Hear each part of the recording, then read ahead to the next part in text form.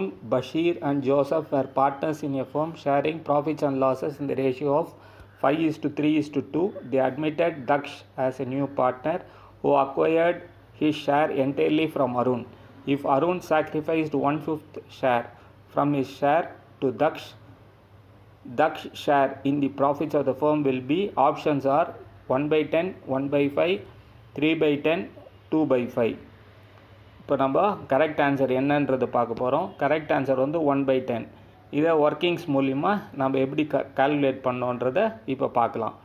Arun, Basheer, Joseph profit sharing ratio 5:3:2. அப்போ 5/10, 3/10, 2/10. Admission வந்து யார்? தக்ஷ். அப்போது அருணுடைய ஷேர் எவ்வளோ? 5/10. அதில் 1/5 5/10 இன்ட்டு 1/5. அப்போ ஆன்சர் வந்து 1/10. 5 கேன்சல் ஆச்சுன்னா 1/10. இதுதான் கரெக்ட் ஆன்சர்.